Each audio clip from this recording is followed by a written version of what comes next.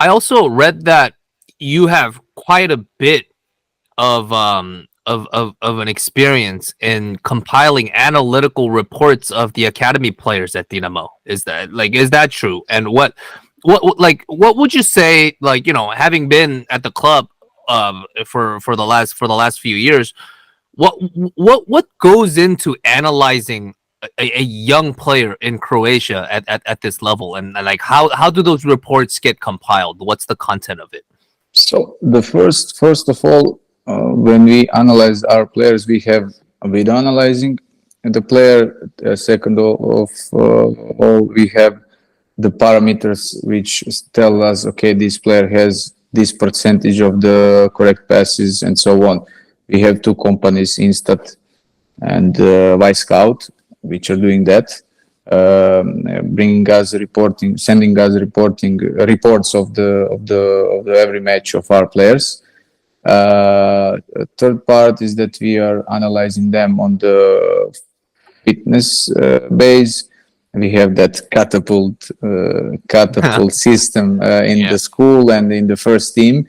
So we are analyzing them in this area also.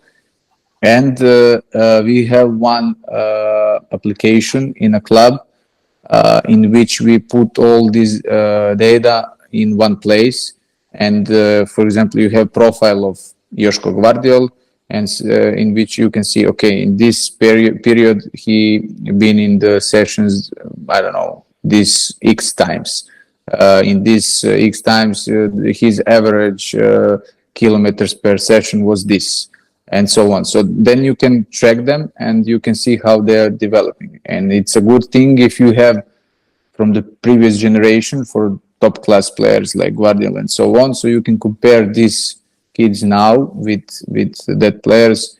It can show you in which direction these players are going, of course, also with this kind of tools, Instat Scout, how many duels they won, how many correct crosses they had, and so on. So it's a big puzzle of all the things what we do. And also, you mentioned, so these reports get compiled from the youth level, you said? Yes. And so that's really interesting to me, because so over time you have a reference from players from the previous generation. So what I want to know is, how long has Dinamo been doing this, starting from the youth level? In this big amount of analyzing, I think now it's maybe 5 years. Okay. 5 years, yes. And we can now say that we have a lot of data from the previous generation, Sure. So we can compare it and see in which way these players are going. Also, I need to mention that we are analyzing them on the mental side, which is maybe most important. We have one psychologist here in the club, one woman who is doing the extra work with them regarding the mental side of the development, and it's sometimes very hard to measure that. Sure. To measure the mental abilities of the player, but this woman has a lot of experience, and she can already see, okay, this is this level. Maybe we need to do some kind of workshops with these players and try to bring him back on the path which he deserves, and so on. So a lot of tools, a lot of people working with these players every day, and it's a big job now, because all the other academies in the world are developing because of the big amount of money, and you need to follow them in this direction. Yeah. So you spoke about the mental aspect, which is just what I was going to ask you about. Because like I told you, I translated Luka Modric's biography in Korean, and I learned while I was doing that work how much of his past in Croatia, his personal life in Croatia when he was younger, with the politics, the war, things like that, how much of those things have affected his life, how much of that shaped his life for better or worse, like how much how much of an influence that had on him. So how do elements like those, like emotional experiences and like the mental fortitude, like how much of that in Croatia culturally, how much does that affect a player's development, you think? Look, I don't know Luka personally, so I cannot say, okay, in this way the war impacted on him, this in this way. But what I can say that Croatian people, we are having like I told you, we are in our, let's say, blood. It's that we are warriors, let's say like that, because in the past we always fight for our country in this area. I don't know, different nations wanted to attack us and so on, and in this way the Croatian people are they strive for the success. And of course that in Luka story, of course that the war had a big impact to bring him where he is now. Of course, it's but I think that it's almost impossible to survive that everything that he had. But he is one of the kind, he is one in the million, and he made a success, which is, I don't know. I'm not sure that Croatia will ever have that in that level, that player. But Joško Gvardiol is in a good way to be close to him. And another thing is, Croatia is a country of 4 million people. You're one of 4 million people. So that makes you a very rare breed of people out there. But what I wanted to ask was, that 4 million people in Croatia, that's not even half the population of London. So that's a shocking statistic, And people say Croatian football make most of their limited resources though, just because their population is 4 million. But I'm not quite sure if their resources are limited, to be honest, looking at, just looking at their football. But what I wanted to ask was, what makes Croatia, such a stellar country in developing quality footballers? Like, I know there's no secret, like you said, but like, what is it about Croatia? 4 million people, world-class player after world-class player. Yeah.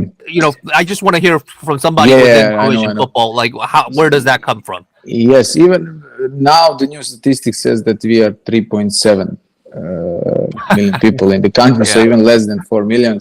Of course, there are a lot of people who are abroad now, who went for a better job in, I don't know, Germany, in Austria, and so on. But okay, let's say around 4 million people.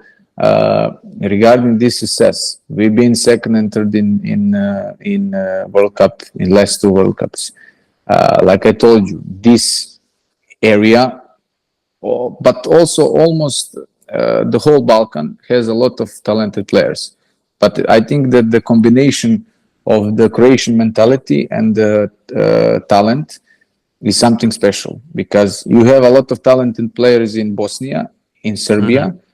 They are also very, very talented, maybe even more talented than our players, but the mentality in these countries are quite different. They are, for example, in Bosnia, the kids are very, let's say, they go away from the pet very easily because of the, I don't know, when they are young, it's easy to go out, not to go on the session. And they're this kind of mentality. Croatian people are very, when we speak about the going on being successful, they are very strict, and they will do everything just to be successful. And if they have talent, of course, then the success is guaranteed. But of course, that we have a very good structured competition in young age. What that means, for example, Dinamo, as a leader of the quality in Croatia, we are playing under 15, under 17, and under 19 the national competition. What that means that we are playing in these age groups the same competition which our first team is playing, so around the whole country.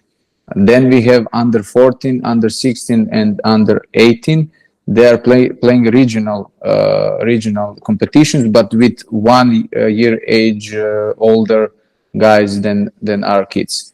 So in this kind of way, the association are helping us to develop these young players, because when you give them the stronger opponents, of course, they will develop much more faster than they do when they having those matches which they won 20-0. We have now, there is also only problem in the very young age group, under 8, 9, 10, 11 age groups, because they are playing the city league with their age group, and our kids are winning these teams 20-0, 25-0, 30-0. So it's not very competitive, and we are struggling last 5 years to change that. But it's very complicated because they are very small, and you cannot do a lot of differences with them. Also, what we as a Dinamo we see as a good opportunity, that we are going on the international tournaments. We are under 19 are playing Premier League International Cup and Al Abdal Cup, and of course, if we reach the UEFA Champions League, UEFA Youth League competition, then we are playing 3 extra competitions beside our domestic competition. So you develop 3-4 times faster the players when they play against Valencia and Benfica than if they play here in domestic league, the regular competition match. That's for sure. And we are happy that we have a lot of invitations from different tournaments, because very often we reach the top 4 teams in the tournaments. Of course, that the organizer will call you again the next year. So there is the mix of the talent, of the mentality, and the methodology or the organization of the competition. Why Croatia is developing such a talented players. Speaking of which, I think Younghun had a question for you about on that. So Younghun, why don't you go ahead? I'd like to talk about the Croatian mentality a little bit more, because I have a personal case when I was working in a team in 2nd division of Korea. I was with a Croatian player. His name is Vedran Jugovic, and now he's in Rijeka. Rijeka is right. Mm-hmm. The name of club. Yeah, okay. Yeah, Rijeka, and he's still playing. He's same as me. He's a little bit old, but he is still playing. And what I saw from him was normally in normal daily life, he is calm and he's so nice. But in match, he was a different guy. He, as you told, he was a warrior. He never wanted to lose, so he wanted to win every duel. So he was a different guy. And also, I'd like to ask you about that capacity to adapt in foreign culture. Because now we are talking about Luka Modric, but there's another case, very successful case, Ivan Rakitic. He married with a Spanish woman, and when I see him speaking in Spanish, it's incredible. He's like a native speaker. He speaks so well, and your case too. You are in Denmark and you are in other countries, so maybe. In my opinion, that capacity to adapt and that mentality as a warrior is quite important for Croatian football success. So I'd like to ask you, how is your opinion about this? Yes, I love to say that the Croatian people are really adjustable. So they're adaptable. They can adapt to everything. We can adapt. If you put us in Korea, I will find 10 best friends in 10 days. Not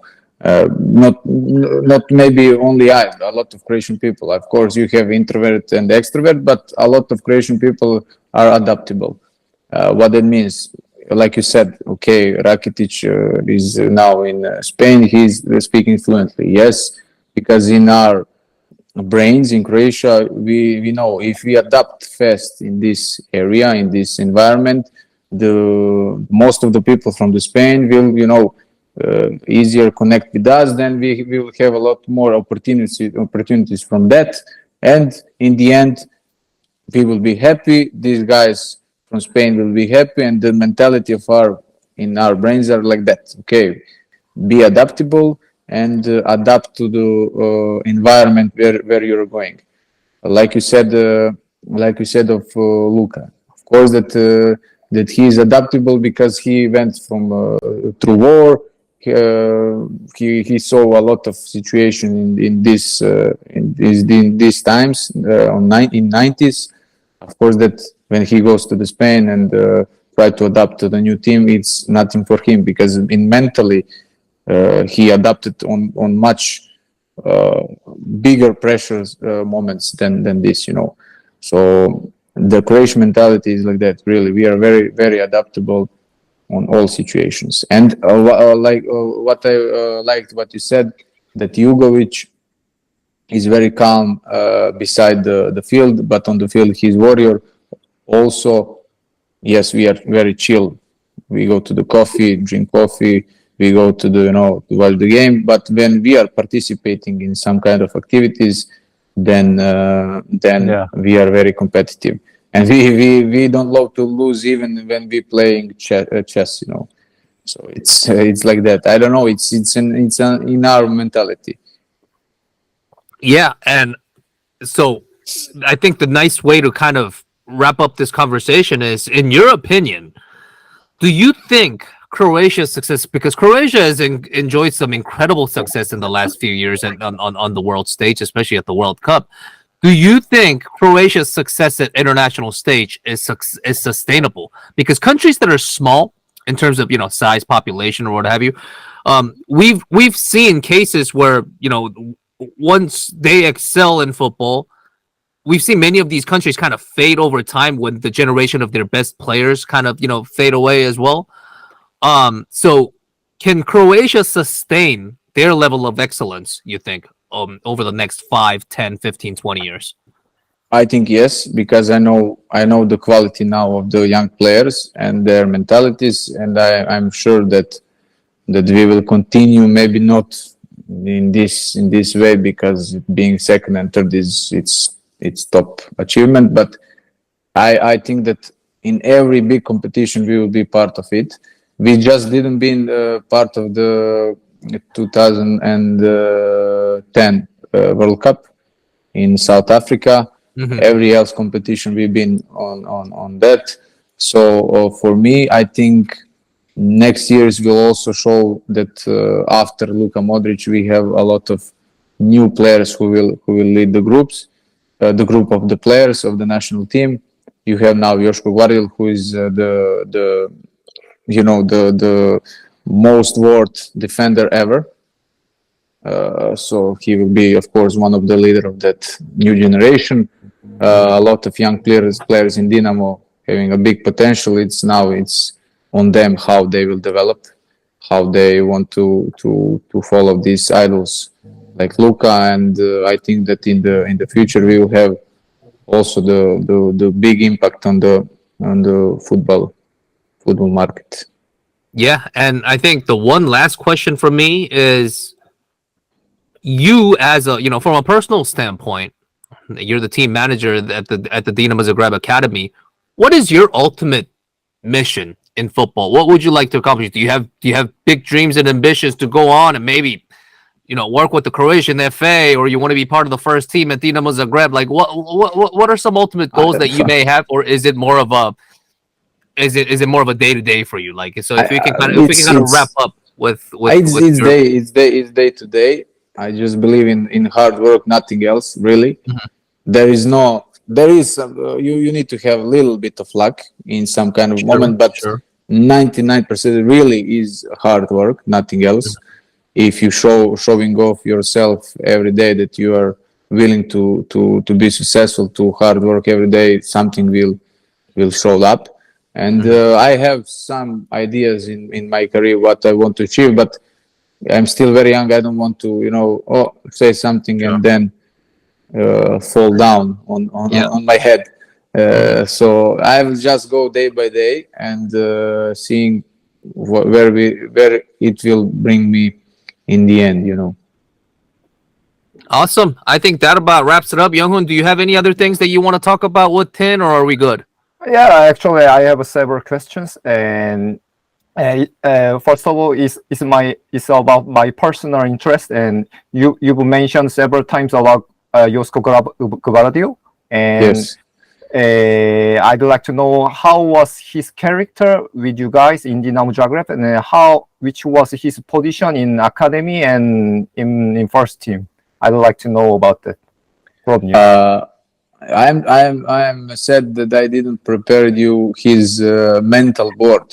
He had mental board when he was maybe 14 years old. He made that in cooperation with one our coach. I will send you after this conversation. It's amazing. He was always mentally he was always on top level. Really, that kind of mental level it's unseen. There is nothing else for him than there is on that mental board. There is like a plan A, plan B.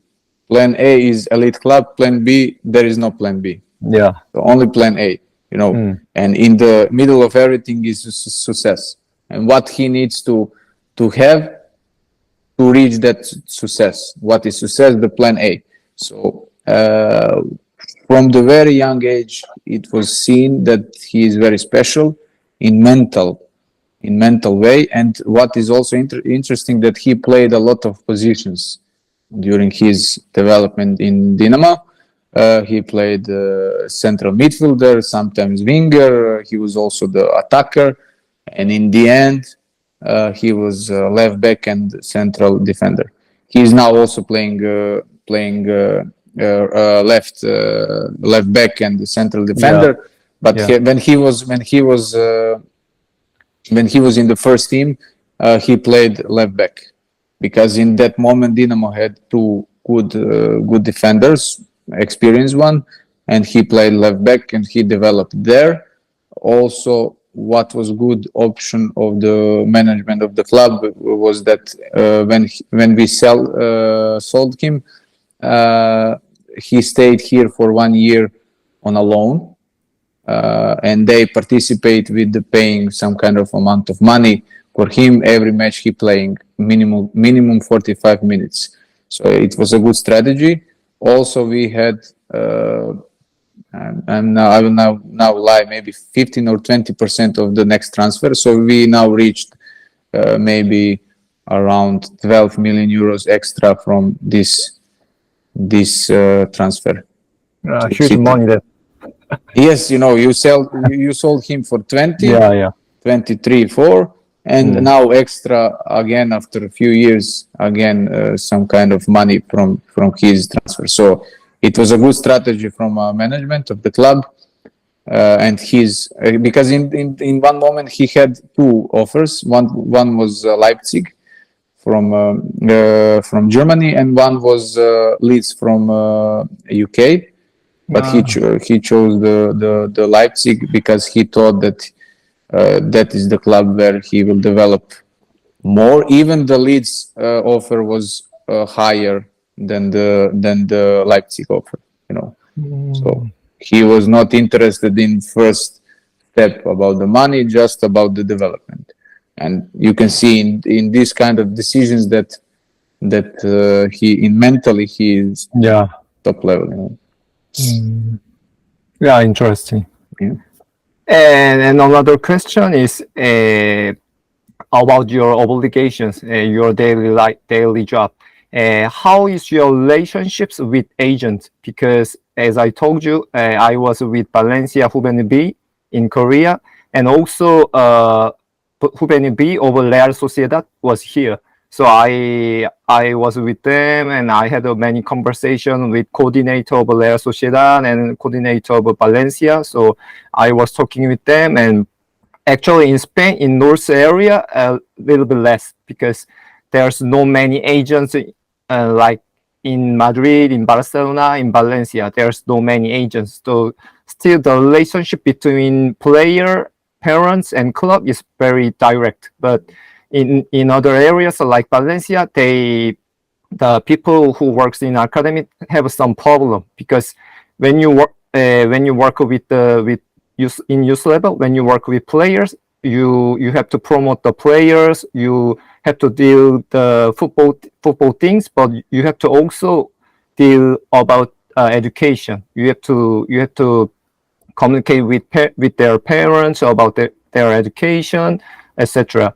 But these days, many parents, when club wants to talk with them, they say, "Oh no, I don't want to talk with you. So go to my agent, and agent will tell you everything." So there's no education, or there's a people who try to do that, but it's very limited. So how is your relationship with agent, and or how is your relationship with parents or players? Look, in the start of the season, we are doing some kind of the workshops with every generation.